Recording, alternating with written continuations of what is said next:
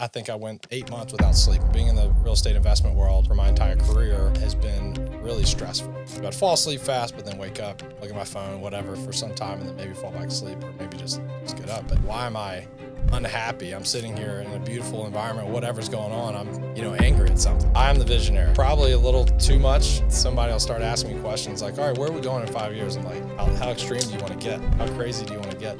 I have 25 new ideas every day of where the business should go. And if 12 of those ideas get down into the business, then you're scattered and running all over the place. You need one of those ideas every month, not 500. I really enjoy it. In this episode, I sit down with Myles Cunningham, a rising leader in multifamily who's already redefining what impact looks like, both in his company and community. From knocking on doors in student housing to now shaping strategy, Myles opens up about the power of mentorship, mental health, and leading with humanity. This one's for the next generation of leaders and anyone learning to lead from the inside out. Listen in, only on Humans of Multifamily. Where are we going to be in 10 years? Okay, we're currently at 5,000 units. We need to be 15,000 units. We need to have this fund. We need to fund all of our deals to it. You kind of put this whole thing together of a BHAG, and everyone's staring at it. They're like, all right, that's impossible. But it's not really, because you can likely get there. Does it feel constrained at any point on creativity? Property managers lose hours chasing rent, while delinquency and filing costs add up to massive losses. The financial impact?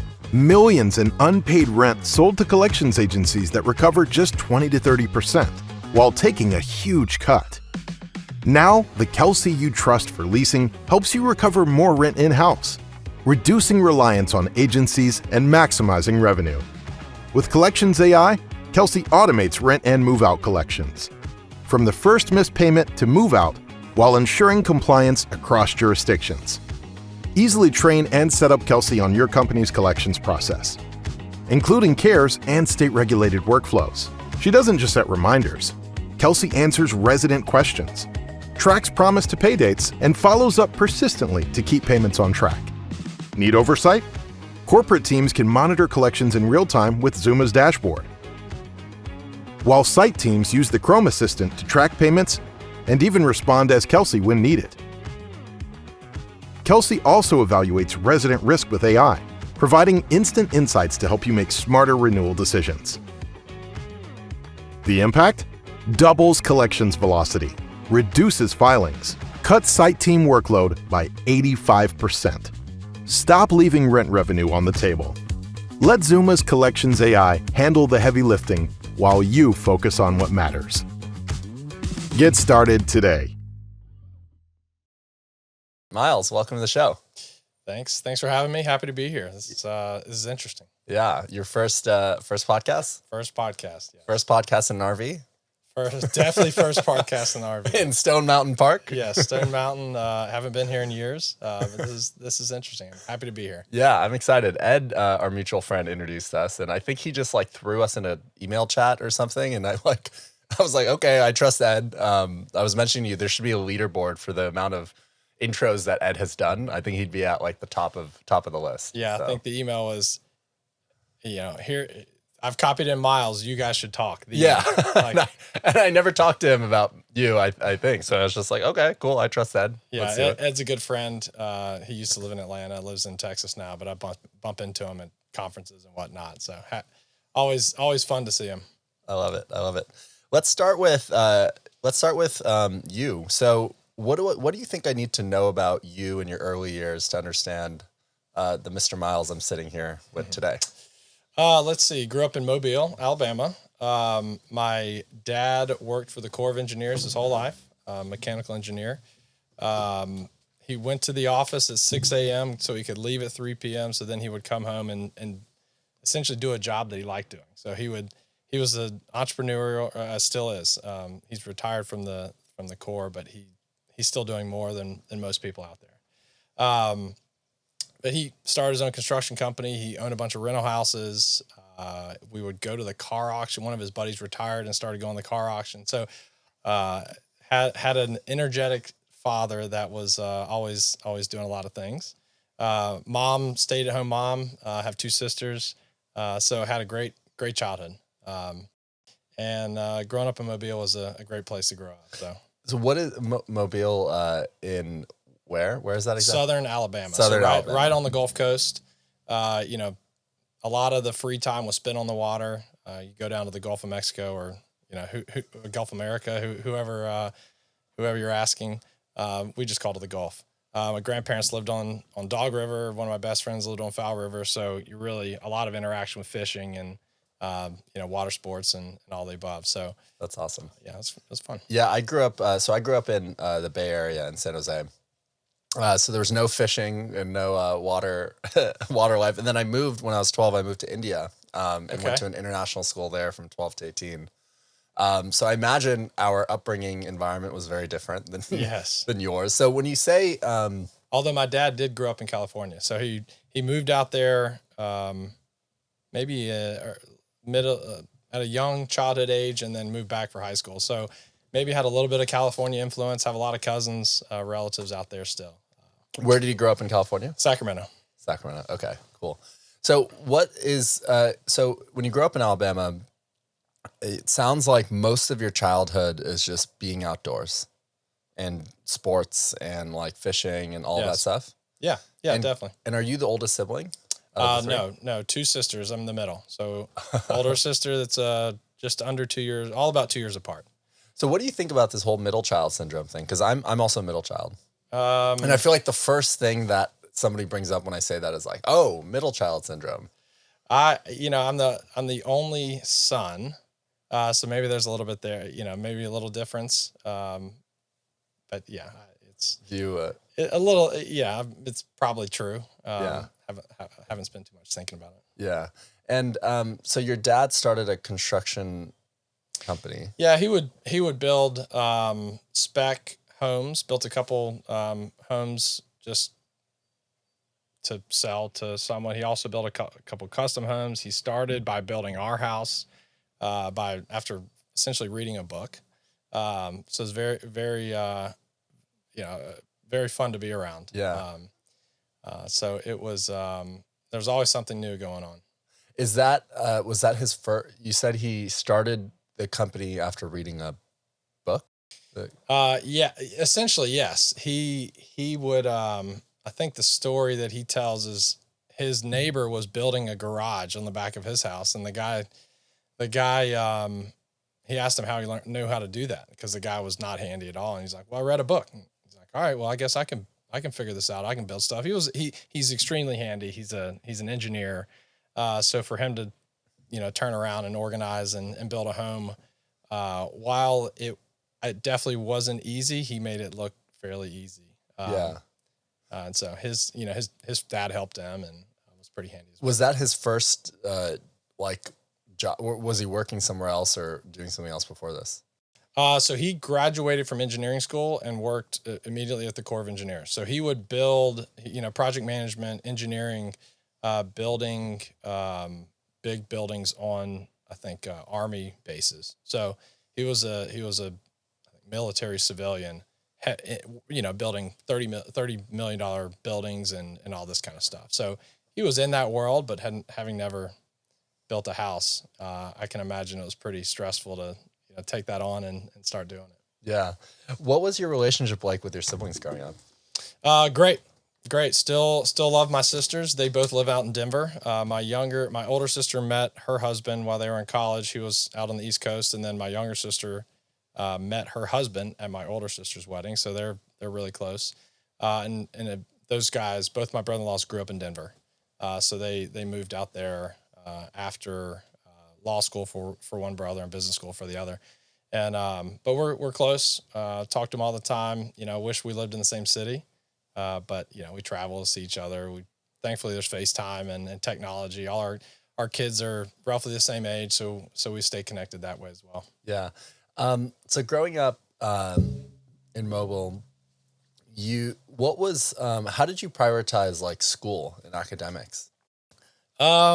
Given your dad was an engineer, I imagine did he push you in school? No. Were your parents like, how would you describe your parents and their parenting style to you? Pretty laid back. I never liked school. I liked going to school to hang out with my friends. but was never really interested in sitting still and studying.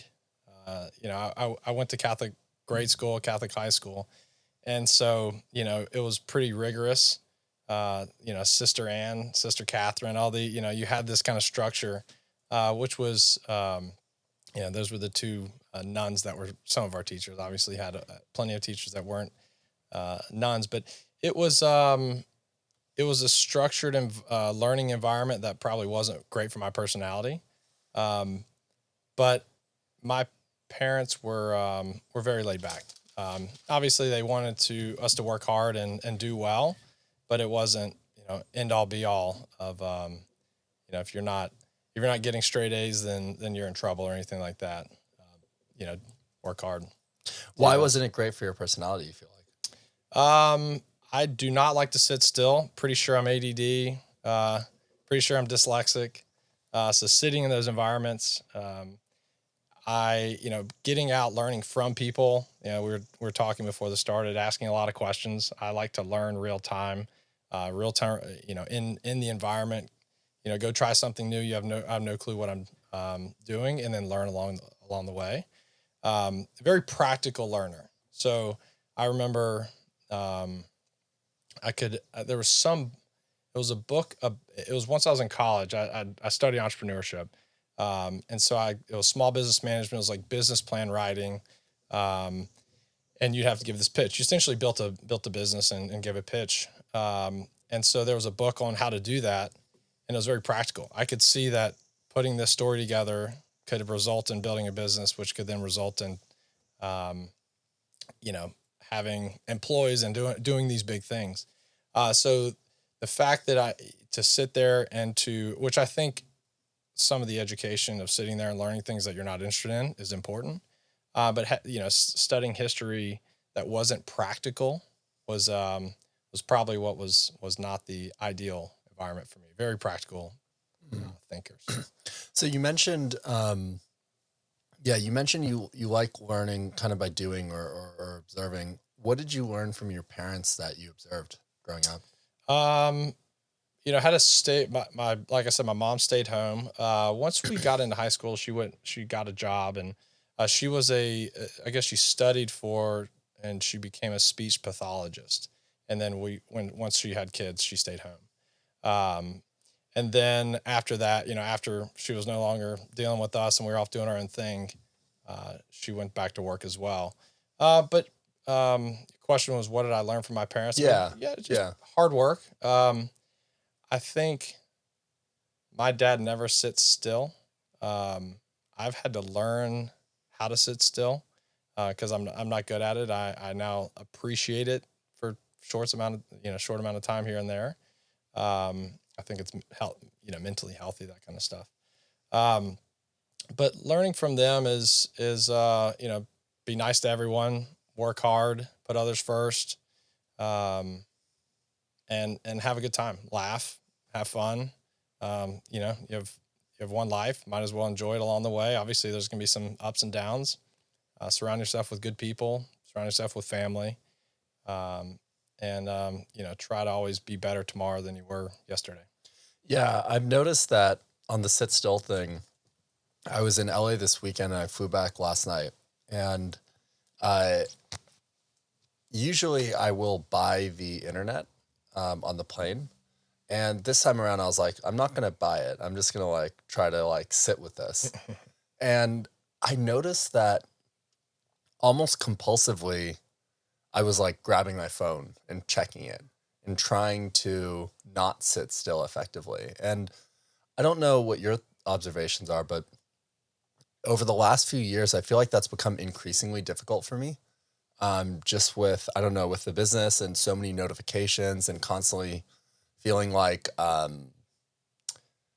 in some ways I'm on edge and checking my notifications, responding to all these inbound pings. But it is really challenging. And I feel like because I was trying to observe the emotion. I was like, okay, I'm sitting on this plane and I'm feeling anxious. So I need to distract myself. So that's why I'm going to grab my phone and then check something. And I ended up buying the internet. I was like, I'm just going to buy the internet.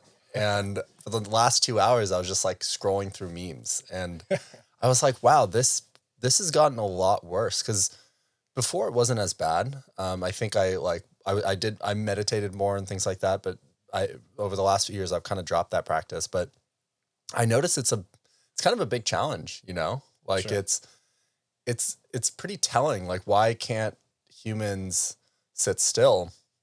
And we just constantly have to be preoccupied. And I've noticed that even my attention span is just so much shorter because of it. So I don't know if you've ever thought about why it's hard for you to sit still. Um, I I think the phone thing that you were talking about is you have to be intentional to yourself. The distractions. I mean, because if I love what I do for work. I could I could do it a lot more than I do it. I try to leave every day at 5 p.m., which I'm unsuccessful most days. And then I go home. I have 3 young kids, so try to go be a good example for them. I mean, the fact that I'll bring them to school some days, but it's almost like, okay, I need to do this for myself, but then I also need to be a good example for my kids because they're 10, 8, and 5, so they're kind of looking at me. They still like me at this age, and looking at me for how to act their entire life. So a lot of pressure, right? So, but I think I think the distraction and sitting there and kind of going back to the thought of anxiety is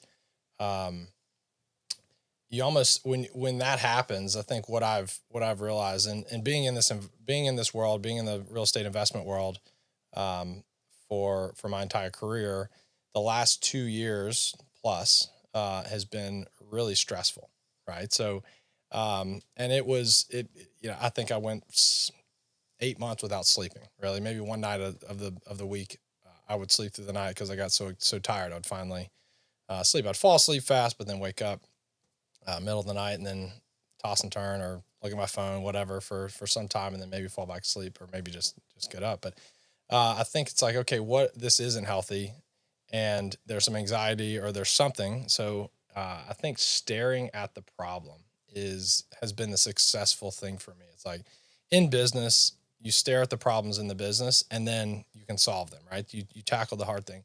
And I think that's personally too. I think you have to, the fact that you sat back and said, hey, I'm feeling anxious or whatever it is, like, I think identifying that problem or internally is half the battle for me, because I'll just keep kind of going and going. I'm like, wait, there's something going on here. Why am I unhappy? I'm sitting here in a beautiful environment, whatever's going on. I'm angry at something.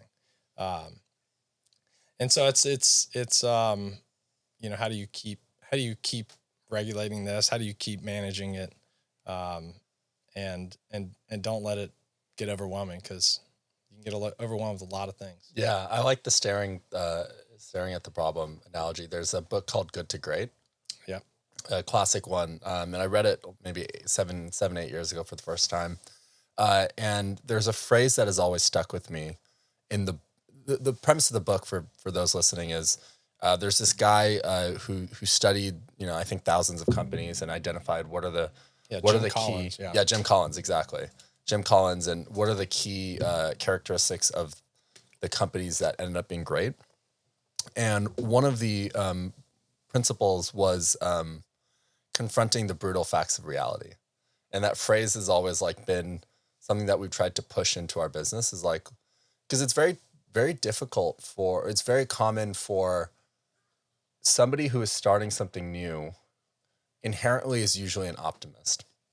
So if you're an optimist, you try to look at things on the bright side, but sometimes you have to almost be more pessimistic or realistic and actually confront the reality and be intellectually honest with yourself about what the true problem is, so that you can actually diagnose and then solve the problem. So I think that makes a lot of sense to me. Yeah. Huge Jim Collins fan. Really? All his books. Yeah. Was the Entrepreneurship 2.0 is kind of the summary of all his books. And then he, Good to Great and Built to Last. And all those things. What else do you read? Big fan of Howard Marks. He's written 2 books that it's really about investing. Everything Ray Dalio, big fan of Ray Dalio principles.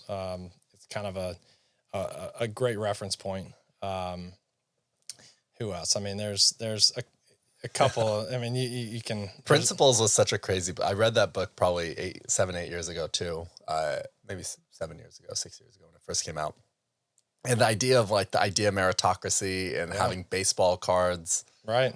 It's very extreme. It's very extreme. Yeah. I'll take a portion of it and go implement. What do you guys apply in? What did you apply any of that in your business? I think the biggest thing is trying to apply the radical transparency. Just be as transparent as possible. I mean, you look at our company and you look at the people in our company, and everyone's grown up.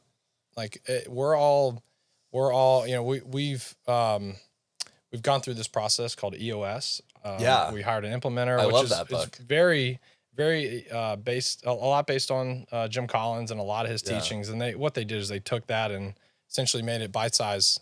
You hire someone to help implement it. It's been 4 or 5 years for us, but where was I going with that? No, what is the book called? It's not called EOS. What is it called? Traction. By Gino Wickman. Yep. Yeah, I read that maybe 5 years ago, and like I was blown away by the structure and the that's really cool. So you've actually implemented it? Yeah, so it's one of the best things we've ever done for our business. I'm in a group called YPO, and a lot of my YPO buddies have also done the same thing. So it's proven to be successful. But going through that process, where I was going with that is you come up with core values for your company, and it's really the exercise to come up with the core values was very interesting. And you know, you can read about it. I don't have to go through it, but what we came up with was driven, humbly confident, team player, and enthusiastic. So those 4 things describe the people that are successful in our company. And those 4 things are really like kind of the radical transparency, going back to that. It's like, how can everyone's a grown up. Here's the people that describe who fits in our company. And it's not saying you're wrong if you don't fit that. That's just who we are. And if you are those 4 things and you come to work for us, you're going to like it. If you're not driven, humbly confident, team player, and enthusiastic, then you're probably not going to last long. You might enjoy it for a little bit, but it's not going to be a comfortable environment for you. And so in all of that, it's like everyone's grown-ups. Let's be radically transparent as you know, maybe a little bit less rigid as Ray Dalio. I mean, he's in those meetings that he has, they're rating real time. I mean, if you're good or bad, and they're recording everything too. Yeah, which I mean, maybe that's the reason why he has $1 billion, and you know, a lot of people don't, because he was so extreme. But it is I think that's a big thing that we keep pushing for, because you have to fight that. Like the business people automatically kind of drift away from that. And, you know, there's some gossip here. There's a little bit of, you know, this or that that's not efficient. And then bring the people in the room, talk about, okay, here's the issue, here's the problem. Let's again, stare at that problem. You two figure it out. Let's not go talk about people behind their back. If you want to say something, you know, to someone, you should be able to say it in front of them. So let's be radically transparent. And it'll be better. So for those listening, tell us at a high level, what is the EOS system? Entrepreneurial operating system. So this guy, Gino Wickman, wrote this book, Traction. He's now since written a bunch of books kind of supporting that. But it's kind of off the shelf. You can you can read the book and you can do it yourself, but it really allows the operating system. So you're this unorganized entrepreneurial company doing big things. And you kind of hit this glass ceiling, and you can't really get out of your own way. You go essentially implement this system, which is, this is how you run a meeting. This is how long it should be. This is who should be there. And it's kind of the outline. And then you obviously have to, make it your own, because every business is different. But we hired, an implementer is a person that is, in the EOS system, and they have a bunch of different companies that they do this with, and they walk you through it for a 2-year process. Todd Weeks was our guy here in Atlanta, and he's great. One of the best. And what we liked about him is he had actually been on the other side. So he had been in a business that implemented EOS, and then he went and said, "Hey, I like doing this so much, I'm going to go make it my full-time job."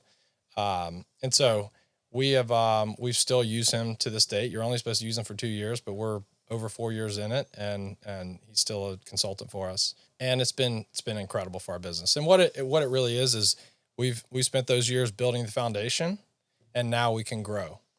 So it's all at work you never see. No one sees from the outside, but you kind of build this great company or great foundation.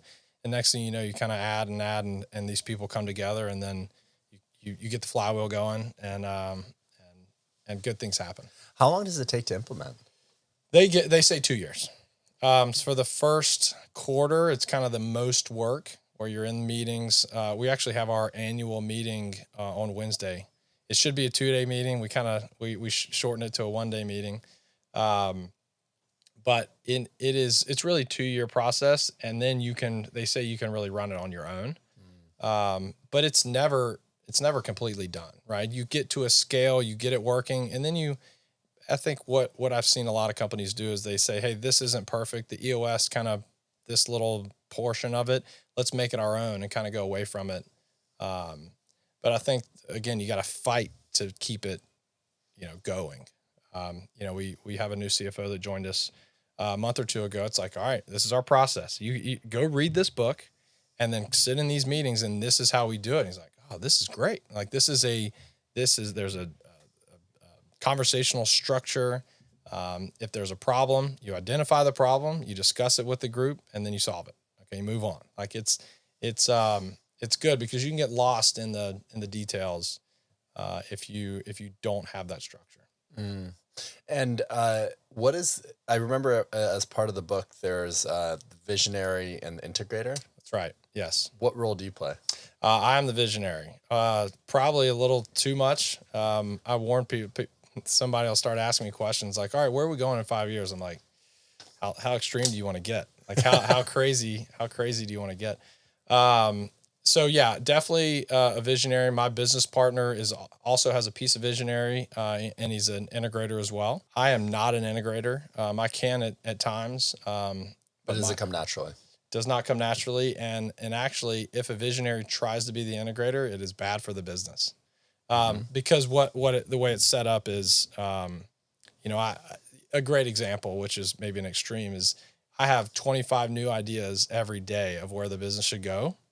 And if 12 of those ideas get down into the business, then you're scattered and running all over the place. You need one of those ideas every month, not 500 that roll down. So, but yeah, sit in the visionary role, and I really enjoy it.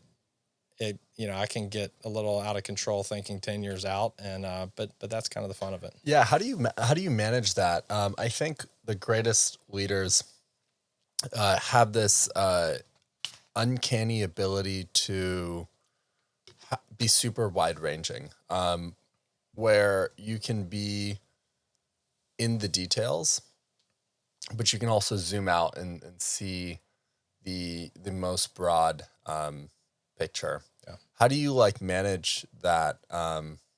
Because I'm closer. I'm the visionary for sure, and I think that just more naturally to me, right? Like I will also have a bunch of ideas, hence doing this RV road tour thing we're doing here, and I find it difficult to not think too far ahead, because there's you have to have the balance of what can happen in the next 1 or 2 quarters, and you have to be able to kind of come back in the details. So how do you manage that? I think poorly at first. You kind of bump into the wall and bump into that wall, fall off this cliff, and then you kind of get back up and figure all right, probably shouldn't do that again. I think one thing for me, Andrew, my business partner, who founded our firm, we have a great relationship, and he and I will get on the phone unfiltered or have a meeting or, sit down and here's what I'm thinking. And then between the two of us, we can come up, okay, here are the 12 crazy ideas I have. And then he's like, all right, well, don't say those 10, let's talk about this one and let's implement this one. And he's a good sounding board for me. But also, I think the humble confidence piece and why that's a big core value for us is you have to be I learned this, as a child, and my grandfather was the same thing. My dad, really anyone we would go talk to, was you can learn from, right? So you're going to get your car repaired, and you're talking to the mechanic, and next thing you know, you learn 20 things from this guy because he's really good at his job, and you're not, no one's better than anyone else. So I think trying to learn from everyone, and it's okay. Here's an idea. What do you think? Or, hey, this is a crazy idea. I know, just disregard, if someone is a subordinate, a lot of people feel scared to speak up. And so you can kind of roll something out kind of in a joking way. So I use humor a good bit to just say, hey, what about this crazy idea? Let's go build a rocket and, compete with Elon Musk and Jeff Bezos. And they'll give me the real opinion because it's kind of brought up in a joking way. So I think you have to. I used to say I'm not a detail oriented person, but then I'm like, well, I actually am. I started as an analyst, started on the investment side, acquisitions, and am pretty efficient in underwriting and Excel. And so on the things I'm good at, can go granular. My natural place is to go high level. But being forced to be in an entry level position in the industry, or you have to go grind through and work your way up. Forces you to be detail oriented on the things that are interesting, right? Putting a new investment together, acquisition, developments. Like, all right, what are we missing here? All right, let me take a step back. What equity partner are we talking to? How are they going to think about it? What questions are they going to ask? Okay, let's go get granular and ask that. So I think it's just over time. You kind of have to do it and practice and realize that when you're doing it, you have to understand if you should be high level or if you should be granular, and don't bring your high level thoughts to a granular conversation. Mm-hmm. Yeah, I kind of think about my role as being a heat-seeking missile for problems, right? Like wherever the business needs like my attention, basically I'm like a dumpster, right? Like all I deal with is problems, and and I think that's what most leaders should do, right? Is you need to be, you can't be detail-oriented in every aspect of the business, but I think you have to be hyper detail-oriented in the aspects that really matter, and then be distant in aspects that don't. So you can like tackle. We have this phrase in the company called rate limiting like blockers to revenue, right? If revenue is the North Star, growing the business North Star, what are the rate limiters in the business, and then how do we kind of attack those rate limiters? But it's cool to actually speak to somebody who implemented the EOS, because I remember, whenever I read that book, I was talking to Kendrick, my business partner, and we were talking about like, I think it's like the quarterly rocks, and you have all these, Sure. all these things. And what we've kind of settled on doing is we just have a Monday staff meeting where we have kind of this detailed Notion document of what are we use OKRs. So what are the OKRs? And then what are the rate limiting blockers to revenue? And we spend kind of 2 hours just like addressing those things, and having everybody who owns a function of the business on that call. I think even if you do, a lot of people I know a lot of people that have implemented it or use it, right? And it's almost like once a year you reread the book and you see a section that you're like, oh, we should be doing that we weren't even thinking about 2 years ago when we started doing this. And then you kind of, start pushing it in different places. Does it, I don't remember the system in its entirety, but does it feel constrained at any point on creativity? Does it allow you to exercise outside of what you've already defined? Like what are the downsides of the EOS system that you've seen now implementing it for 2 years? The downsides. I think for our business, at least on the investment side, it's tough to have kind of what they call scorecards, which is like the daily repetitive things at the leadership level. Sitting in our leadership meeting, what should each leader, the CFO, the COO, what should every, the head of development, what should that person be doing every week that is their kind of touch point? And so I think we have a lot of creativity in the business already and the people that are there, innately on an investment shop, a development shop. acquisition shop, you have to be creative. Like you have to go find a new piece of land and go create something out of nothing, right? That is that's a very creative type thing. Acquisition, you go find something, at least the way we acquire properties is, hey, there's a problem here. Let's go fix this problem. So we acquire somebody else's, mistake or problem or whatever it is. And then we put a story together, create a story around how we're going to fix it, and obviously have to go do that.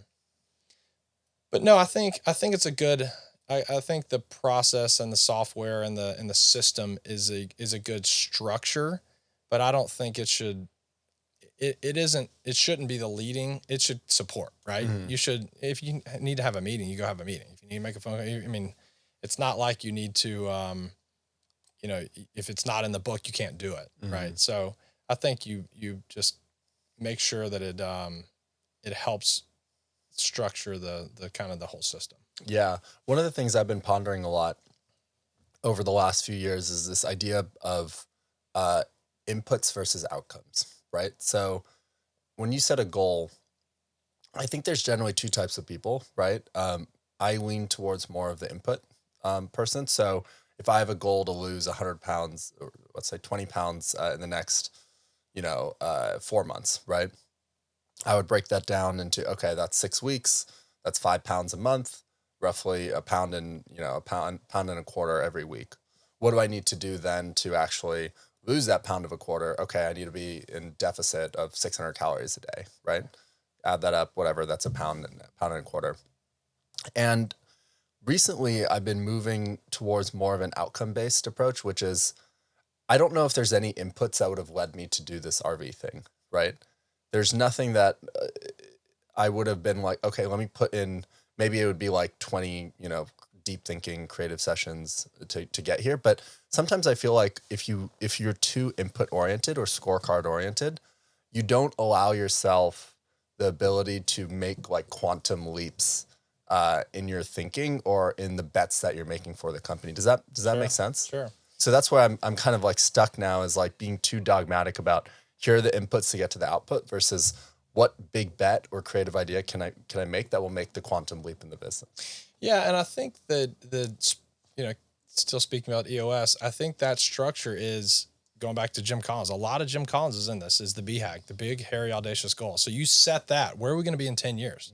Okay, we're currently at 5,000 units. We need to be 15,000 units. We need to have this fund. We need to fund all of our deals through it. You kind of put this whole thing together of a BHAG, and everyone's staring at it. They're like, all right, that's impossible. But it's not really, because you can likely get there. Okay, so that's the 10-year goal. What's your 5-year goal? What's your 1-year goal? And then getting down to what you said, the rocks, the 90-day thing to tackle this quarter, which they call rocks in the EOS system, which kind of goes back to the guy that put rocks in. He put sand in the jar first, and can you fit any rocks in there? If you put the rocks, which are the important things, in first, focus on the mission critical things to do this quarter, then you'll get to your BHAG. So you then go to the rocks, and then you go down to your kind of weekly scorecard. So while it is the weekly structure is very maybe against creativity, having that BHAG, having that humongous thing that you're staring at 10 years out, then 9 years out, then 8.5, then 6, 5. Next thing you know, you're 4 years away from your BHAG, and you're like, how do we get here? Like, okay, but you reset the annual goal, the 3-year goal. So I think it's been well thought through, and like we said, it's there's a lot of good to great and Jim Collins in that. How do you think about the trade-off? Maybe not trade-off, but the realization that, like, when you set out these hairy, audacious goals and you have this 10-year plan, and I don't know how long you guys have been working on this, but let's say you have a 5-year goal that's audacious and you hit it, and then you're like, wow, my life is not that different. Right. I've been kind of interested by this idea of normalization and how quickly things normalize in your life. Like, if I were to reflect back and be like, 5 years ago, 5 years from now, I'd be sitting in this RV that I've got that's wrapped in my logo, traveling around, sitting with, industry leaders. Like, I would have been so wow, that's crazy. I can't believe you're doing that. And when you're in it, it's crazy, but it normalizes really quickly. Have you faced that in your life? Yeah. I mean, I think what came to mind when you were speaking there is like, I remember when I got in the business at Cortland Partners or Cortland now, back in 2009. And I remember like, all right, if I could just make 40 grand a year, I'm going to make it. Okay. Now I'm going to start making 40. If I can just make 60 grand a year, and like, okay, if I can make 7, next thing you know, you're like, okay, I keep achieving these little goals that I had. Like, there's got to be something more than this. So what am I working for? What is this?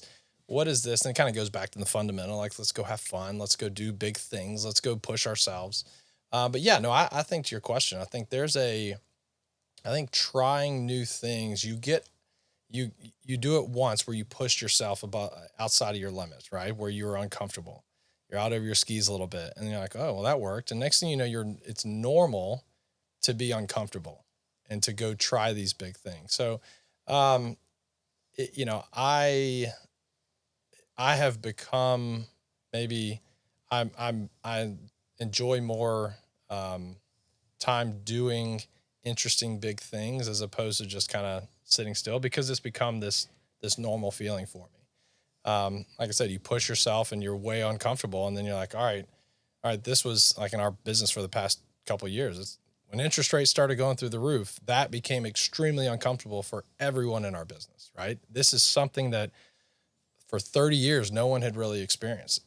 Go back to Ray Dalio. He has studied all these guys. You can read his books and all these different managing big debt crisis. You can see all these facts that go back with, China and all these different countries and how they manage through it. So you can go study and figure it out. But it's like, this isn't, but that was uncomfortable, right? So I think that was maybe forced upon me and others in our industry. And then how do you react? How do you stare at that problem and, healthily get through it in a healthy way? We'll see if I get there, but we're, thankfully rates have come down a little bit, and we might be, through the worst of our world so far, this downturn. Yeah. A helpful framing for me is, Simon Sinek has this, I think it's Simon Sinek, the infinite game. Yeah. The idea that like the game is just infinite and the goal is playing the game, and that's the end of it. Because I've personally struggled with, like, when I set these goals and I hit it, the reality of hitting the goal versus the expectation of how you felt is like totally different. Like, you hit the goal, it's like, okay, great, Right. cool. Now what? Now what? Yeah. And then you just set another goal, and the thing that concerns me is like, I think a lot about opportunity cost of like my time, right? And if I keep setting these goals and I keep hitting them, and I wake up when I'm 60 or 70 and I'm like, damn, did I really like spend my time the right way? Kind of concerns me. So it was interesting to just like hear how you thought about that. Yeah. And I think that will concern you. It concerns me for the rest of your life. Right. And I think you look at life in these kind of 10-year increments. You're like, okay, I thought I knew every what I was getting into. I fast forward 10 years. I'm like, wow, this has changed a little bit. And I think it is, the goal, how do you simplify at the end of my life? I want X. You go read about all the people, or you hear all these people on their deathbed. Here are their regrets. Okay, let me go work on not doing that. But keep it simple. Like, I think one of my goals, and I stole this idea from somebody, but I want my kids to want to hang out with me when I get old, when they don't have to. Like, okay, how do you define success? Simple as that. If my kids want to hang out with me when they don't have to, when they're old enough or when they're whatever, it's like, all right. Is that from Sahil Bloom, or who did you steal that from? That is actually from Andy Stanley, Okay. Who is the pastor of our church. And I thought he and his wife were like, all right, this is our goal. Let's keep it simple. And yeah, you can go this way or that way this year or that year, but it kind of gives you that like high level kind of target, right? That's the BHAG of that. Okay, how do I narrow it down, and how do I, yesterday my scorecard for my 5-year-old was to get him to turn around on his bike, right? He's scared going up the hill. Okay, that's the daily focus, but how do I know that I want for him to hang out with me in 30 years from now? But how do I take that into today and not scream at him to keep pedaling or, get angry in the situation? Yeah. So keep it simple. Yeah.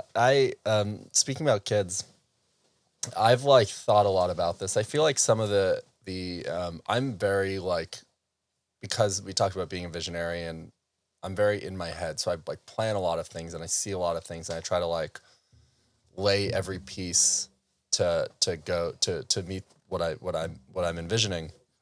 And one of the things that I'm like stuck with here is the perceived trade-off between putting all my energy into work versus like starting a family and getting married and having kids and all that stuff. Because one of my big concerns is like, I don't want to be a bad dad. Right. So I'd rather delay being a dad till I feel like I can comfortably be a good dad. And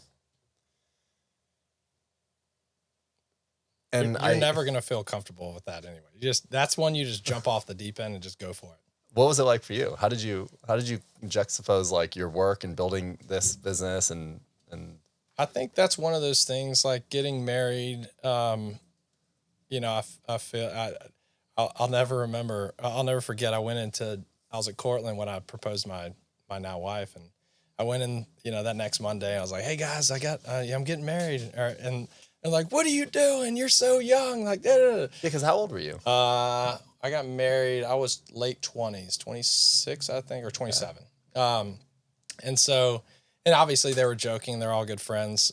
Still to this day, they came to the wedding, and but it was like, man, I found the right girl, and so this is exactly who I need to be with. And my joke to her is I just found, to those guys about that, I was like, the problem is I found the right girl too early for your timeline, right? So you take you just jump off and do it. And the same thing with kids. Like most people, at least maybe I was not even close to being ready to have kids, but you get pregnant, and what's special is you got a year to figure it out, or 10 months, 9 months, right? So you have this, there's the, human nature prepares you for that. And then, thankfully I'm the dad, not the mom. So I don't have to deal with nearly as much as she had to in the pregnancy. But, so yeah, I think I came to the realization after a couple years, right? Your kids are, kind of not really engaged for a few years, right? You get, the baby phase, and then they grow into it. And then, as an 8-year-old, my son, he wants my time. He wants to throw the football. My daughter wants to go play soccer, wants to go, to dinner, me take her on a date.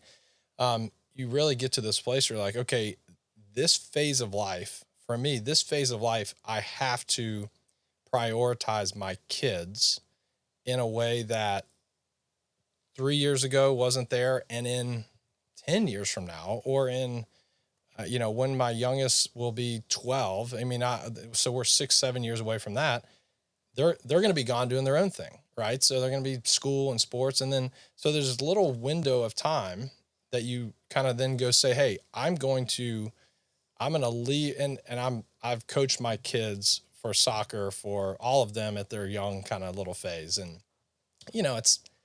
let's say it's 10 weeks of the year, right? On a Tuesday, I have to leave a little early to go to that soccer practice 10 times a year, right? So you look at that, you're like, okay, those 10 times mean nothing at work. I can come home, I can put the kids down or whatever, and then I can go work from 8 until midnight if I want to, right? If something is pressing, you always have the phone in your pocket if some emergency happens. But those 10 days that my son got to spend with me as I'm his coach when he's 5, 6, 7, 8 years old are incredibly impactful. I mean, I look at my time with my dad. My dad he did the same thing. So he was at the Corps of Engineers. He would get to the office at 6 a.m. every morning so he could leave at 3 p.m. so he could be our coach, right? So he totally shifted his work schedule for that. And so I had an example, and I got to experience what that was for the kid. And I will never, my mom was always there. And you which is an interesting conversation. You kind of take that for granted at times. How did you take that for granted? I think just human nature, right? When something's always there, you're always going to take it for granted, right? It kind of becomes that. But I think that's great in the foundation, right? That's the fundamental, a solid thing. So I think having that that priority from my dad, I got to experience that. It's like, okay, that was intentional and impactful to me. Let me make sure to go do that. I mean, go. I don't know if you've ever listened to the podcast Founders. Yeah, I'm obsessed with Founders. Yeah, so very wow. obsessed. I haven't met many. Yeah, that's like one of my favorite podcasts. Yeah, I've probably spent way too many hours. Michael Dell just had one. Yeah, that's the most It's set to, I haven't listened to it yet, but it's supposed to be the most popular episode so far. Yeah, really? Yeah. That's so cool. I haven't met many people. Do you know John Carlson from Mark Taylor? Do you know Mark Taylor? Yes. Yeah. Yeah. So I did a podcast with him and I introduced him to Founders, and like the next day he texted me, he's like, I've listened to 5 in a row. Oh yeah. It's probably been a couple years since I first found it. Came from a YPO buddy, and it was, I get obsessed, and then I go listen to 25 of them, and then you're like, okay, I need a break. Like I can't absorb this, but you then listen to all those and then go high level. What's the common theme? Okay. This guy was super successful, but his family hated him. And so the balance for me is how do I keep good friends? How do I keep my wife how does my wife still like me? How do my kids still like me? And build a successful business, because I think the goal for me is to do this forever, right? How do you find the answer? I have my dream job. I think coming out of school, I just happened to get into this role, right? I was a little bit of hard work and forcing, Stephen and Francis to answer my phone call and working my way in there, but, and offering to work for free, that always helps too. But did you do that? I did. Yeah. Tell me about that. We did the same thing actually. So this was 2009. I had, graduated from Auburn, and then, thankfully, took a victory lap. I changed my major like 5 times. Finally, I found entrepreneurship. ENFB, entrepreneurship and family business, was the major. We were the second class to go through. It was the most fun I ever had in school. Going back to the practical thinking, the guy that was teaching all of our classes had built, scaled, and sold like 4 or 5 telecom businesses. So he was in there telling us how to do it. And I'm like, man, this is like a podcast, right? Yeah, I'm learning from someone that has done this. This is unbelievable. And still, I think Jim Corman is his name, from Auburn. But I think he's still there. If he isn't, he had just retired. But that was a fun time. So I graduated, and then moved to Atlanta. Lived in the basement with some of my buddies. Just like, hey, I'll move up here. I was actually flying out to go see my girlfriend, who's now my wife. She was out west for the summer. And I was like, came up to Atlanta, hung out with some buddies. For a few days. And then I was like, if I can find a real job, any job, I'll move up here. Tomorrow, if I find a job, then I'll move up here and then I'll find a real job. So found a job, at the Marriott Marquis downtown, like just graduated, and probably the only college educated guy in the banquet serving department. Right. But one of my roommates was running, something there. So anyway, that's not really part of the story, but, or a big part of the story, but so I moved up to Atlanta. Stephen DeFrancis married a girl from Mobile, and I know her family. So got introduced to him, and couldn't get him on the phone. And so finally I called him enough, and he still jokes. He finally had to answer because I annoyed him enough. But went down, sat down and talked to him, and, put my suit on. This is my interview. And I just come in. He's like, yeah, I'm here. Can you come down in an hour? I'm like, yeah, I'll be there. I have a big job thing, but, so sat down, and, he's like, well, good luck. This is 2009. I was a development company, and, we don't have much going on, right? I'm in commercial real estate, and if you haven't looked around, there's nothing going on in this space. I was like, well, look, can I just work for free? I'll just come in here. I want to learn this business. My dad owned 10 or 15 rental houses. I was by default. So I kind of knew it that way, and I knew I wanted to get into real estate in some way. And thankfully he said, well, if I'm not paying you, I can't fire you. So let's do an internship. And so, some $12 an hour or some number like that. And I walked out of there, super fired up. So ended up working there for, was it just under 5 years? And that was the best thing. It's better to be lucky than good.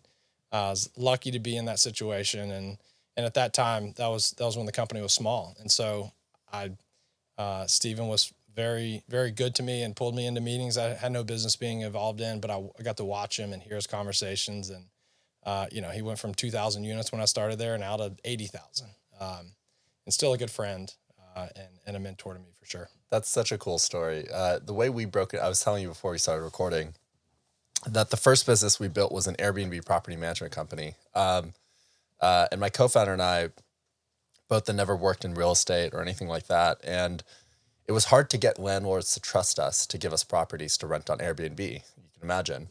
Yeah. And one of the ways we were like, okay, well, how do we get like this recurring stream of properties, and build trust with the landlord?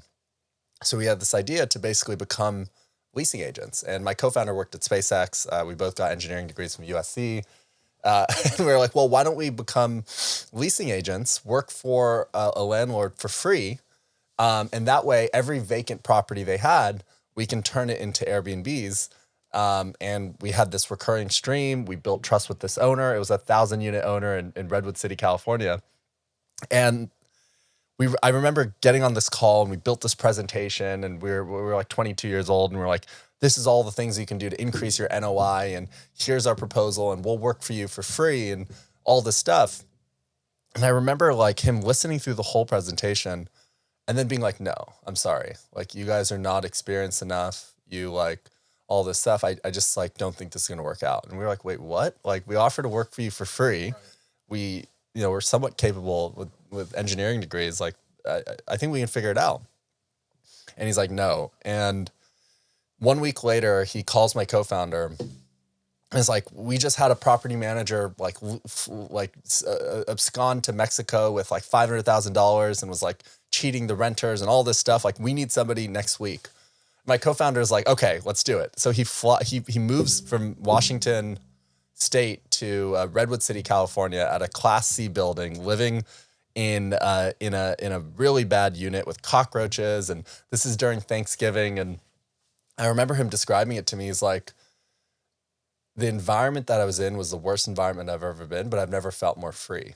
Right. Because we were finally taking a risk on ourselves and like doing something new and starting this business. And I tell this story only because I feel like more people early in their career need to create environments where the value for the person is so outsized that like and just believe that it'll pay off. Yeah. Right. Like, and I think what people tend to do too much is like try to extract in the early days. And I feel like when you don't have anything, you need to create a deal that the person just can't refuse, and just focus on delivering as much value as possible and trust that somehow that's going to pay dividends. I mean, I look at my time at Cortland and I got paid to learn. I literally got paid to sit there and watch those guys build this incredible business. Like, exactly. That is worth, I should have been paying for it. Right. And somebody's 100%. Like, hey, are you going to go get your MBA? I'm like, why would I leave this? I'm watching exactly what I want to be doing for the rest of my life. I get a seat at the table and I get to ask these questions and I get to see when things go wrong and I get to see the unfilteredness of it. Yeah. But I completely agree. You have to just get in the room, somehow get in the room and then sit there and ask questions and study. And we had, any way I could, I would add value. So we had what we called the Deal Mobile at Cortland. It was a Sprinter van. It was kind of chairs and TVs in it, so you could tour investors around, put presentations up, and the technology was pretty complicated. And so I went out of my way to be the only guy to figure out how to work every bit of technology in that thing. So if some investor was coming into town, they had to take me because they needed to have the tech working, right? And I didn't even know what an apartment was, but I was willing to be there and take notes and go do whatever I could to add a little bit of value until you learn enough to add real value.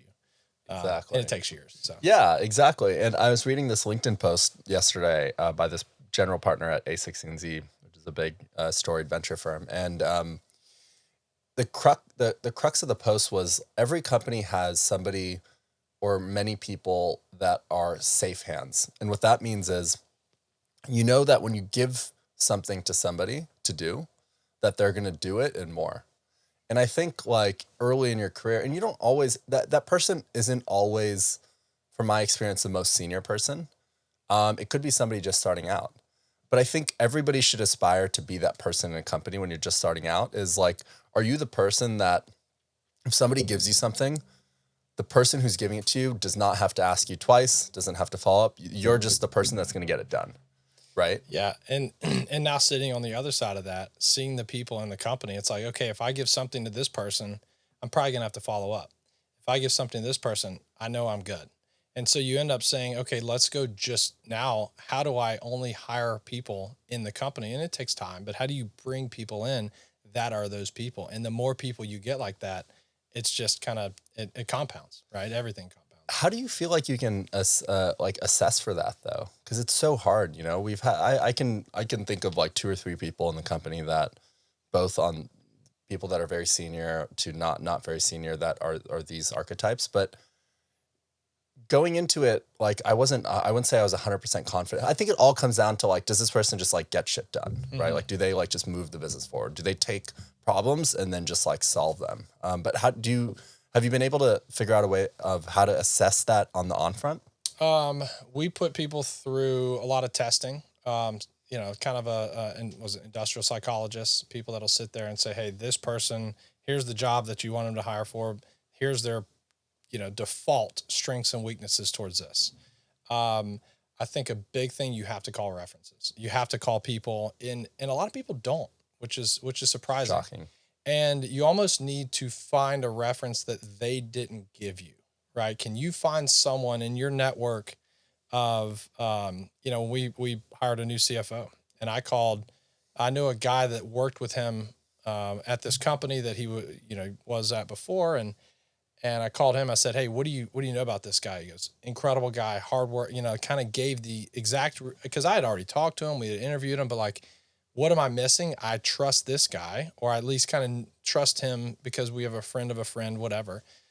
So he has no benefit to not give me an unfiltered answer. So how do you kind of do that? And I think that's the big piece of it. But it's uncomfortable to call references, but I think that's a big piece a lot of people miss. 100%. We take it to the extreme at our company. I've instituted this thing, at least for executive hiring, where we'll actually do 15 plus references on one person, half of which will be people that they've given us, half of it won't be people that they've given us. And, you know, the reason why I believe this is so important to do 15, 20 sometimes is you want to build the way I think about it is you want to build a mental map of when you talk to 15 people that have worked alongside or worked for or worked under this person, what is like the thread that you can tie together?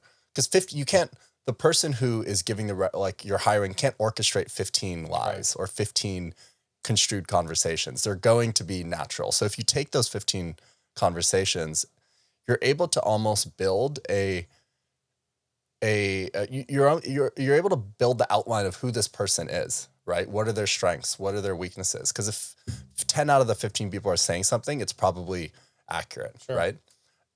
So what we do is we do that many references. And then what I do is we'll do I'm sure for, you know, I don't know how it works on the multifamily side, but on the venture side, when people are making investments, they'll write a investment memo, right? We'll actually write like a hiring memo, which will be like, here is why we're making the bet to hire this person. Here's what the perceived strengths are. Here's what their weaknesses are. And here's what contributed to making this decision. It's kind of like Ray Dalio, and then 6 months later, what we'll do is like, okay, what did we get right? What did we get wrong? And then how do we iterate based on that? And reflect back. Yeah. And reflect back. Because I think what happens with hiring is you make these decisions, but then you're not like going back and like questioning why you made those decisions. There's, I don't know if you've read Thinking in Bets by Annie Duke. Yeah. Yeah. So Annie Duke has this interesting philosophy where it's like, it doesn't matter if you win in poker. What matters is what was the decisions you made. Like whether you won or lost is shallow, right? Like what you actually want to analyze is like what led you to winning or losing, because you could lose, but that could actually be a good thing because you made the right decisions. You made the most optimal decisions. Yeah. So similarly for us, like I'm constantly like, what are the inputs to getting this person? And then how can I, over the next quarter or two, actually reflect back? And if I do that 10, 15, 20 hires, I'm going to get pretty good at hiring. I'm going to get better for sure. Right. Yeah. And because like in poker, you can get a bad beat, right? You can make the odds are in my favor. You make the bet, but then someone, catches something. Exactly. Nassim Taleb has a book. Yeah. The Black Swan, Anti-Fragile. Yes. Yeah. Black Swan, where it's, very, damn, we are so aligned on so many things. I'm Yes. like, wow. And Taleb is a really big person for me, but yeah, continue. Yeah, no, well, just the same thing, right? It's essentially make the right moves consistently, right? Just keep doing the right thing. And there are many people, I mean, you look at our business, right? So, in the real estate investment side and in apartments specifically, that's where we are. There are plenty of people that made investments that they got huge returns on in 2019, 20, 21 that were the bad bet. They should not, like, in a vacuum, but who knew that there's going to be a big influx of capital because of COVID, all these things. And so in those times, we didn't buy a lot, right? We bought essentially one acquisition in over a 2-year span. We want to be buying 10 to 15 deals a year, but we were focused on making sure we make the right bets, because and one thing that I learned in the last couple of years from, I think it was Howard Marks that said it. He goes, if you're not losing some on some of your bets, then you're not making enough bets, right? So if your investments, if you're batting 1,000 on your investments, you're not aggressive enough. And it's like, guys, that was an interesting concept for me to try to wrap my brain around, because I never want to lose anyone's money, right? That is, what's Warren Buffett's 2 rules. Rule number 1, don't lose money. Rule number 2, see rule number 1, right? So how do you structure this? And we've now changed our business to focus more on kind of a fund structure. So if you go take this capital from people that aren't real estate professionals or professional investors, you force them to diversify. But it's about making the right bets over the long haul, because going back to the BHAG, if my goal is to be in business and to do this when I'm 70 years old, which is my goal, I don't think I'll ever stop. I enjoy deals. I mean, I used to buy cars. I buy anything I could buy and flip and make money. It's just fun to me. And so creating value, providing housing, like we're in a housing crisis. Like I accidentally ended up in this industry that now needs me to go provide housing to people, right? So, okay, let's go do something good for this world. So how do you stay in business? Don't make decisions. Don't chase the wrong thing. Even if you go a 5-year span, not making, and you could have made some money and you could have done this, stay focused on the fundamentals, do the right thing, because in 5, 10, 15, 20 years from now, it will all compound and it will turn out. If you are still in business, if you're out of business, you're done. Right? Yeah. So don't do anything that's going to take you out of business. Yeah. This is like the big Charlie Munger thing where Right. he's like, Yeah. show me where I'm going to die so I don't go there or something like exactly. that. Right. Yep. That's exactly. Yeah. We try to do that too in our company, which is like, we call it like a pre-mortem. Right. Yeah. So it's like, let's like project out the next quarter or the next 18 months and come up with all the ways that we're going to die. Right. And rather than focusing on what we can do, let's focus on what we shouldn't do. Right. And avoid, and how we can avoid death. So I think that's I like that. Yeah. Yeah. This is cool, man. I feel like we have a lot of like similarities. That's really cool. One of my favorite episodes from Founders is the one on John Mackey of Whole Foods. Yes. Did you listen to that one? Yeah. I end up, so what I do is if I listen to it and I like it, then I go buy the book and I read the book. So I've The whole read story. I've read his book. Yeah. Okay. Awesome. Well, I'm going to start texting you about episodes I listen to. Yeah, please do. I'm probably, I mean, I think he has 150 or 130 or 180 or something. I've probably listened to half of them. Yeah. No, that's it, sitting in the seat I'm in. If you're focused on business and building businesses, that's invaluable information. Invaluable. I think John Mackey actually said that if Founders existed when he was running Whole Foods, they probably wouldn't have sold. He would have never gone public. He would have never gone public. Yeah, he would have kept it private business.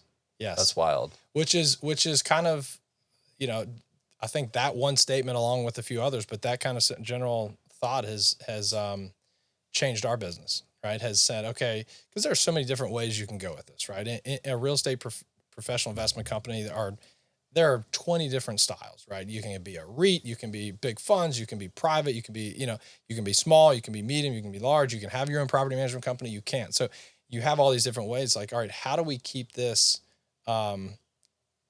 efficient enough where it's going to keep growing, but inefficient enough that it doesn't get out of control? So you kind of have these internal, like the guy in charge of the equity internally, his pay structure, he is paid to make good investments. And if he runs the fund, and the development team shows up and says, hey, we need to buy this, he's going to say yes or no because he gets paid, and he's a vote on investment committee or whatever, but he gets paid. So he thinks like the owner. So if that investment comes in, it's too risky. Normally he would just say yes, any deal that the development guy pulls in, because he's motivated or he gets paid just to buy deals, right? So you align the interest. You align the incentive to the right outcome for the business. So you take that whole thought, and what a lot I've learned in founders is, and you kind of adjust it. And every business is different, but every business, you go high enough level, they're all the same, right? They all kind of run into the same things. You got to have cash flow. You got to, you have all these things that you've got to keep. It's the fundamentals of. Have a good culture, have some, don't get taken out by a black swan event. All these things are fairly similar through all businesses, and you can learn a ton through all the founders. Yeah. One thing, going back to the family piece and just balancing it all is, I think David Senra is the one who said this, the guy who started the Founders podcast. He said he listened to what you said, hundreds of biographies, read hundreds of biographies, and there's not a single founder that he read about that he would trade his life with. And that could be a statement about his own life, or that could be a statement about the cost of getting to where those people did. How do you manage all of this? Because you have 3 kids, you're running this business, you're very well read. How do you manage all of these things? I don't sleep a lot. Maybe that's a piece of it. I think I like doing, I like learning. I am a very curious person. And so I think naturally, and I like relationships and people. So how do I do it all? I think you just kind of, it's my personality. I what's the saying? If I go to work and I'm having fun, no one will ever be able to outdo me that thinks it's a job. Because this isn't a job, right? It obviously is a job, and it pays in the definition, it pays the bills and all this stuff. But I love what I do and learning. And so I think because I love it, and, it seems like a lot, like the way you just stated, it's like, wow, that can be overwhelming to think about. But in reality, it's like, I don't know. I can listen to founders. I can drive my kids to school, and then I can listen to 20 minutes of founders on my way to the office, or going to look at a property. Okay. I can, hop on a plane and I can listen to this. And, I don't really, watch a lot of sports. I don't watch, I enjoy sports, and, I like having soccer on in the background, and we go to Atlanta United and we do things like that, but I used to focus on sports a lot more. I went to Auburn. So obviously, haven't spent much time watching Auburn football because we haven't been that good for years, but, spent a lot of time in March Madness because we made a good run. But, I think for me, it is just interesting. All of it is pretty interesting. And so while it might seem like a lot to people that aren't interested in this, it's not overwhelming. And so, but I have to be, going back to the kids, you have to prioritize what is most important. Like if I had to give up the Founders podcast, then, or reading this book or that book or whatever, then I would, for the time being, because there's something more important. So prioritizing everything and then balancing it is the. What do you think the cost of all this ambition is? Cost of ambition, again, not a lot of sleep. I think I would love to play more golf. I'd love to kind of look at some friends that aren't doing this and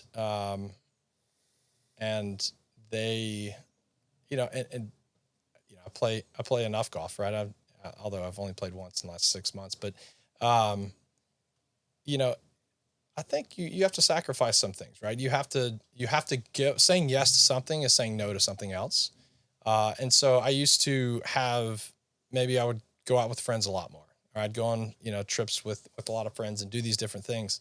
And that is now a low priority, right? So you kind of have to give that up, and, there will be a time where that comes back. So yeah, I don't know. I want to think that there's no downside to it all, but there's definitely is probably. Where are you? How are you mentally in your life right now? Are you happy right now? Where are you actually? Happy. Yeah. I feel like I said, I didn't sleep for over a year. And maybe longer than that, but I think the last 6 months I've been sleeping through the night most nights. I've kind of figured out anxiety. Religion has become a bigger piece of my life than it ever was. Although I did grow up Catholic, I went to college and, essentially never went back to Catholicism. But religion has become more of my life.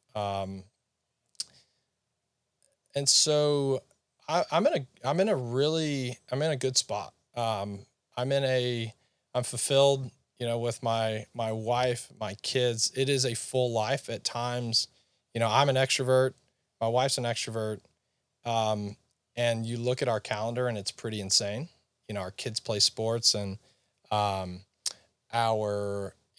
go out with these friends and we'll do this and we'll do that. And so at times I just want to sit still. And so I feel like that has been, mornings, I'll get to the office pretty early, try to get the office before 8, sit there for, 10 to 45 minutes, kind of organize my thoughts and myself before the day gets going, before, everyone needs my attention. So yeah, it is, it ebbs and flows, right? You're going to, okay, this phase, this challenge, you're going to solve it. It's the Ray Dalio kind of upward. You have a problem, you trip, you fall, you get back up. And if you take a step back, you see the upward trajectory. But if you're just, looking at the day, you're like, man, I just fell. Like I've got an issue and now I've got to figure it out. And then I iterate and create something new. So, but yeah, I think, you set these things up, I have, my business forum through YPO that I can kind of unfiltered speak to 6 guys. I've got a group of other guys in a men's group. So in having these healthy environments outside of the business to then state these things, I think is critical. And I've kind of in a good rhythm at that place right now, and right now where I am in my day to day. Who knows what's going to come tomorrow, but at least on Monday, I'm in a good spot. Myles, thank you so much, man. This was awesome. This was fantastic for your, I'm surprised this is your first podcast, but you've listened to enough of them. So exactly. You hear enough of them, you can, and when you have the ability to talk to a brick wall, then you usually are pretty good at conversation. So thanks for having me. This was fun. Great to connect on a lot of things I'm interested in. Sounds like you are as well. So yeah, we'll keep talking. We will. Thanks, man. Yeah.